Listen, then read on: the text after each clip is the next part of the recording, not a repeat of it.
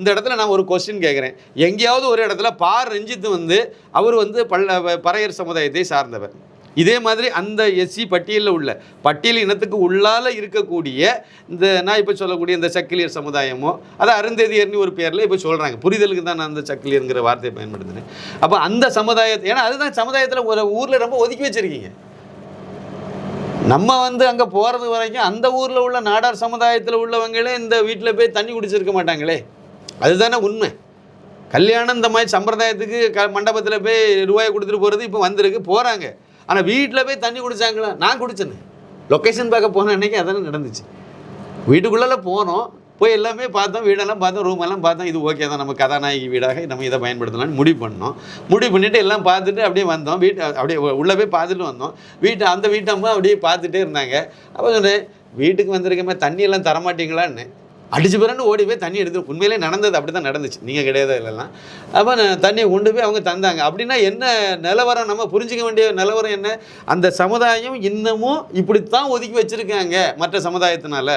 அவங்க இன்னும் ஒன்று இதாக சேரலை அப்படிங்கிற மாதிரி தான் அந்த இதை நம்ம புரிஞ்சிக்க முடியுதில்ல. ஆனால் அந்த இடத்துல போய் நம்ம அதை ஒரு தோளோட கை போட்டு நம்ம நின்று ஃபோட்டோலாம் எடுத்துகிட்டு வரோம்ல, இருந்தோம்ல. அவர் கைனால் எனக்கு நெத்தியில் விபூதியை பூசி விடக்கூடிய அளவுக்கு நம்ம அங்கே போனோம்ல. ஆனால் அந்த ஊரில் உள்ளவங்க அதை மாதிரி செய்யணும்னு எதிர்பார்க்குறோம். சரி, நான் இது இப்படி பண்ணினா தானே 4 பேர் இதை மாதிரி பண்ண எல்லாரும் சாதிகள் அந்த வேறுபாடு இல்லாத ஒரு சூழ்நிலையை உருவாக்கும்.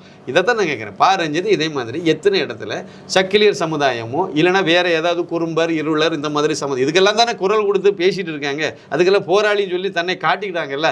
எத்தனை இடத்துல இதை மாதிரி சாப்பிட்டாங்கன்னு கேட்டு சொல்லுங்கள். எத்தனை வீட்டில் போய் இப்படி உட்கார்ந்துருந்து சாப்பிட்டாங்க. இல்லைன்னா இவங்க சமுதாயத்துலேருந்து பொண்ணு கட்டி கொடுத்து பொண்ணு எடுத்தவங்க எத்தனை பேர் இருக்காங்க. நீங்கள் தானே ஜாதி இல்லாமல் இருக்கணும், ஜாதியை இருக்கக்கூடாதுன்னு சொல்கிறீங்க. அதே மாதிரி அவரையும் சொல்லுங்கள், மாரி செல்வராஜையும் சொல்லுங்கள். ஏன்னா அவர் பல்லர் சமுதாயம், அவர் இதுமாதிரி சக்கிலியர் சமுதாயம் இல்லைனா இருளர் இந்த மாதிரி சமுதாயத்தில் இப்போ கல்யாணம் முடித்து எங்கள் ஃபேமிலியில் இத்தனை பேர் பொண்ணு கொடுத்து பொண்ணு எடுத்திருக்கோம், நாங்கள் எல்லாம் எங்கள் எஸ்சி பட்டியலில் உள்ள எல்லாரும் ஒன்றா தான் இருக்குன்னு சொல்லுங்கள். இவ்வளவு தான். சமூக நீதி பேசிட்டு அலைகிற கும்பலுக்கும் ஆர்எஸ்எஸுக்கும் உள்ள வித்தியாசம் உள்ளதான். நாம் ஆர்எஸ்எஸ் முகாமிலையும் சரி இல்லை ஆர்எஸ்எஸ் சாக்காவிலையும் சரி எங்கேயுமே ஒரு இடத்துல போய் இருந்துக்கிட்டு நீ என்ன ஜாதின்னு கேட்டதும் கிடையாது. அது யாரும் எனக்கு தெரிஞ்சு இவ்வளோ வருஷம் ஆயிருக்கு, நம்மளும் அதுக்கு பல இடங்கள்லாம் போயிட்டு வந்துட்டு இருக்கோம்.